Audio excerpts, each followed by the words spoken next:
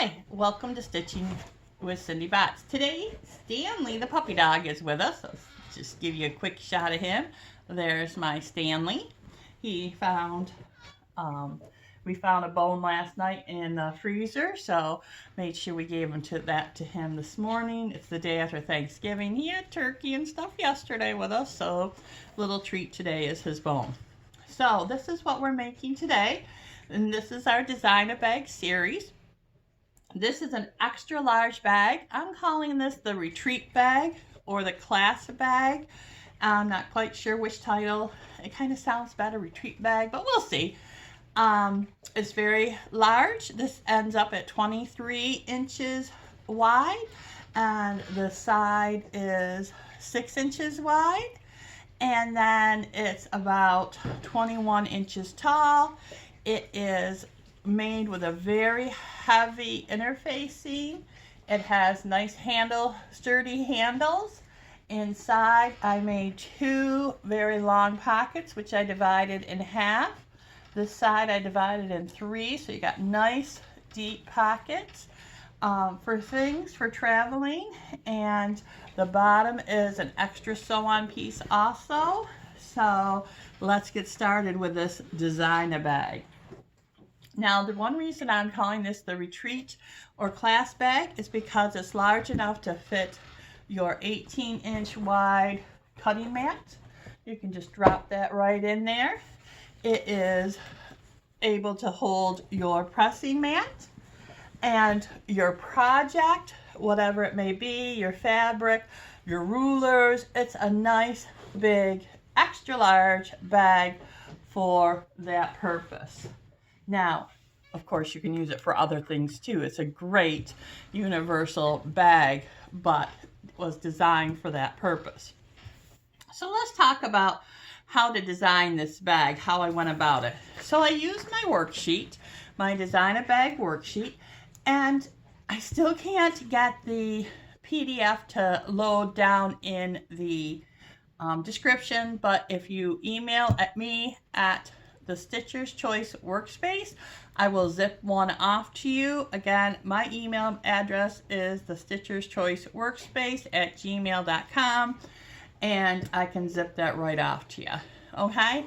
This is a nice worksheet to organize your thoughts, get your dimensions down, and I do it in pencil so that I can change things if I need to as I go along. And I use a highlighter to focus myself. So as I start, I go through and I pick the style. This is a quilt as you go bag. It's going to be lined. I made a note on how I wanted to do this. This is a 10-inch square that I cut into the triangle shape. Then using my 2.5-inch strips, I just did the quilt as you go method, laying them right sides together, folding back, pressing, doing the next strip on the other side, and it came up with this great diagonal design. All right, so then I write all those little notes down here in the side so that I have them for the next time. One thing that I found, and I've mentioned this I'm sure before, is that if you don't write it down, it's very hard to replicate. Okay, and the things you learn, it's hard to remember. Little tricks that you learn. If you can write it down on a piece of paper, that's great. And having a notebook system, something that you can write those things down. The problem is that with that method, I find is that I can never find that notebook. I can't find that scrap paper. So that's why I've come up with this worksheet, and I'm going to put these in sleeves and put them in a notebook. So I have all my designed patterns together, and my sister suggested taking a photo of it, so that even helps better to recall what you did and the struggles you had. The successes you had is awesome too. You know, we learn these great little tricks and they're just stored sometimes in our memory, and when we talk with other people and they're struggling, ooh, let me show you this. You know, those are great things to have, and if you have it written down, that helps jog your memory too. Okay, got a little sidetrack there. Sorry about that. So this style is the quilt as you go. It is a lined bag, so I highlighted the lines, the quilt as you go, the shape, rectangle, that it's going to be done in cotton fabrics, and that it's the extra large size. I'm using multiple colors with blue as my focus fabric here in the triangle, the handles and the bottom, and on the inside pockets. The size again is extra large, 24 by 21 is what I cut my things at. Now for this project, I did not worry about seam allowances in my measurements because it's so big. I just made it the size, I cut everything the same and just stitched it up. Okay, I was figuring that I would lose an inch and that would be okay, or a ½ inch for the seam allowance. Now for this project, I do suggest doing a wider seam allowance because you're going to be having a lot of heavy things possibly in it. Also, this extra heavy interfacing I would not recommend for this project. It just was too difficult to work with. It was hard to get it underneath the throat of the machine, and I would suggest next time not this extra heavy. I would want a firm batting, but not the stiffest. This is left over from another project. This is a scrappy project, and I wanted to use up leftover interfacing also. And I wanted it to be a nice stand-up on itself bag. I like that. I think that's so cool. So that's just a little bit on the interfacing. Then on here, it talks about the style some more. Are your sides going to be included in the cutting of one fabric, or are you going to do the sew-on? I am doing the sew-on of the sides, and the sew-on of the bottom is not cut as one large piece. The pockets are going to be just on the inside. There's going to be 2 sewn in, and then I over here talked about my cutting, how I'm going to do that. I am going to cut 2 pieces, 22 by 20. I'm going to fold that over. I am going to sew around the 3 edges, turn it right side out, lay it down on the fabric, sew that down, flip it up, and then divide it. So that's how that's going to be done. I'm going to have no closures at all. Now, after making this bag, I decided I might want to go back and put some snaps on the pockets just to keep them a little more secure if the bag does topple over, that not everything spills out. Haven't really decided on that, but I'm thinking some hand sewn in snaps would work for that. I wrote down here notes on how I want to divide the pockets 3 and 2 so that I remember again if I want to do this later, and for creating it. What's nice is when you're doing the worksheet and you're sewing, you change your mind, you flip your pencil over, you take your eraser, and you change on the paper what you wanted to do, okay? So then the handles are fabric, not strapping, but you could have used strapping. I've attached them here on the bag. I decided to lay down the strap and then fold it over, and that hides all those raw edges underneath it. And the lining is cotton. It's white, and I'm going to use the same size as all the other for the outside of the bag. Same size for the sides, the bottom, and the front and back.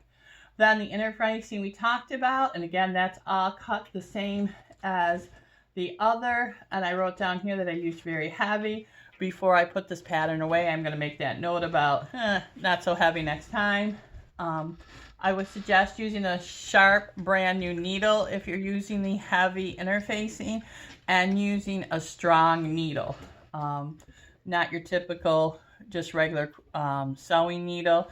It was a little hard for mine. I did forget to change my needle, and I afterwards thought, oh, you could have done that with a stronger needle and you wouldn't have had so many struggles.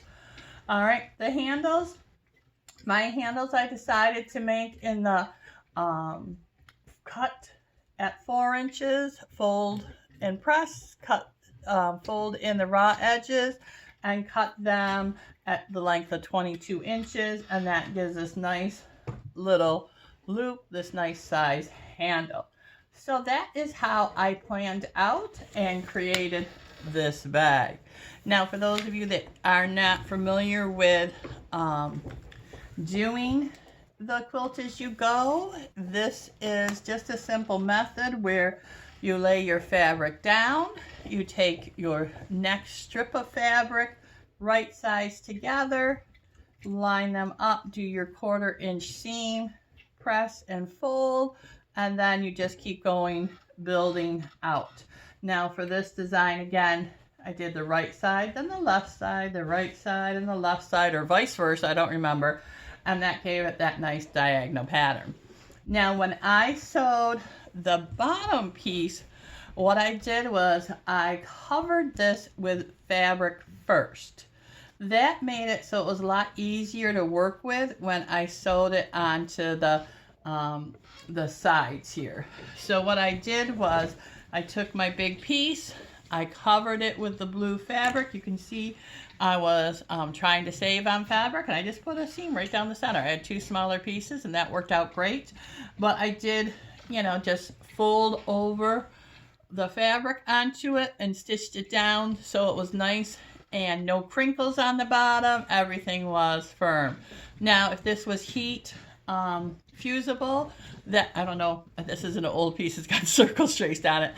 If this was fusible, that wouldn't have mattered. I could just heat fuse it down, but since it wasn't, I didn't want to get any wrinkles in my bottom, and that's what I did, is I just stitched it down, made sure I was a little bit less than the seam allowance so that there wouldn't be any of that showing, and it just stitched it so that it would work out well. All right. The other thing to remember when constructing this is that this is very stiff, so you're going to have a lot of bulk here. So when you come to the point where you're taking your, let's see if I have another color. Okay. When you're taking your side, let me turn this a little bit camera-wise. Okay, so here's your side piece. This is all this nice quilt as you go. We're just mocking it up with this strip. So this is your long side piece, and you're going to sew your top piece. We're just going to use this as our big long side piece. When you put these together, leave space at the bottom. When you're sewing this together, leave that 1/4 inch seam allowance so that when you sew it together, you have room to sew it. Otherwise, you're going to have a real struggle. So, let me just mock that up for you again. I have some better pieces of material I see over here. So, let's say that this is the front, and here's my back, and here's my side piece. All right, so this is the side piece. So, if this is the front of the bag, and this is the side piece, when you do your seam, start at the top, but when you come down here at the bottom, leave open your 1/4 inch, this case a 1/2 inch seam allowance, so that when you go to put the bottom of the bag in, you have room to work. Okay, so this is now sewn on there, and this is opened up a little bit, and you can lay this in the bottom here, this bottom piece, and you can work it. Otherwise, it is so stiff, you're not going to be able to fold it over like you would if it was just a thin interfacing and cotton. And what you'll do is just sew that right in, and it fills in that gap. Then you take your side, you fold this over onto the side.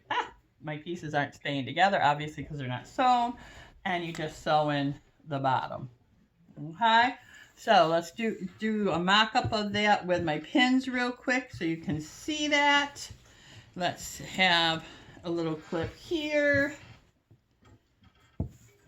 For those that are not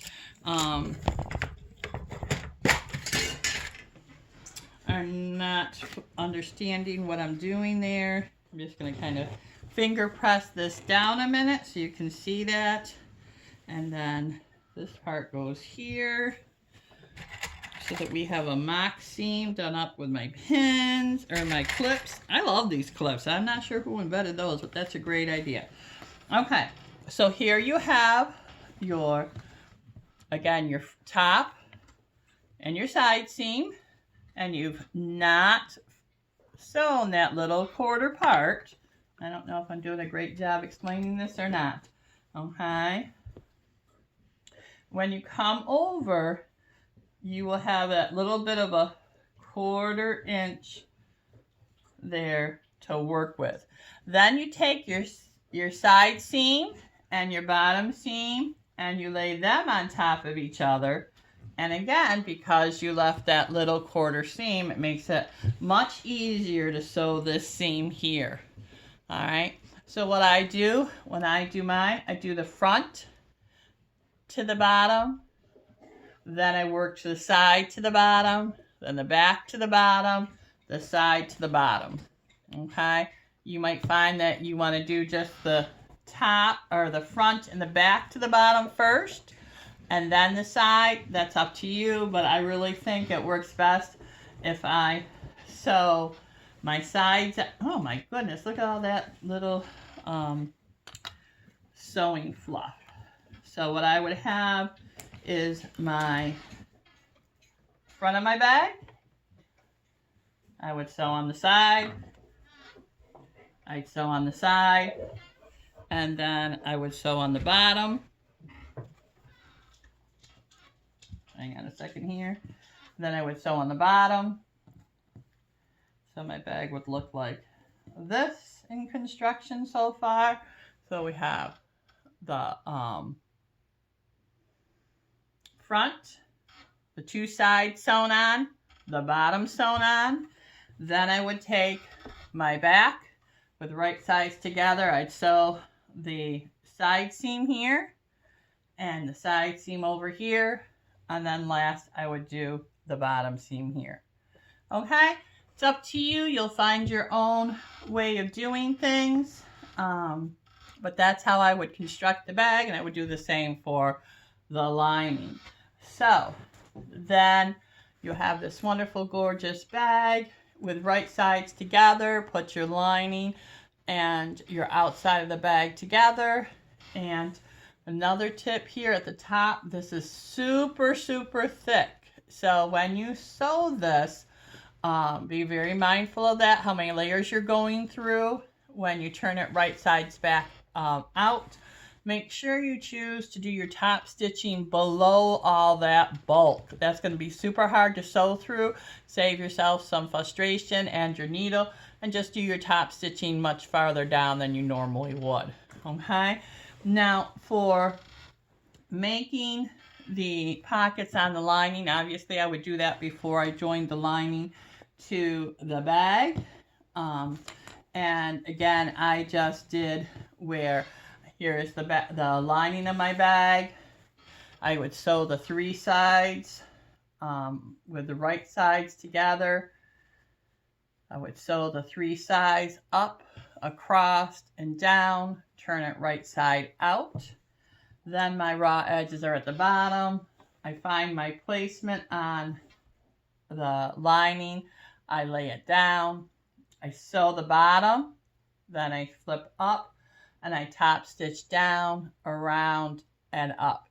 So that's just basic bag construction, and really this video is more about the planning of your bag, not so much the construction. I do have other videos that if you want to see a more in-depth how to sew the bag itself, those videos are there. But this is more of a designing video. So I hope you like this bag. I hope you try to make one. Again, it's really not a hard bag to make. The size is a little intimidating possibly, but it is fun to make. And it really uses just basic bag construction. You have a great day. Please like and subscribe.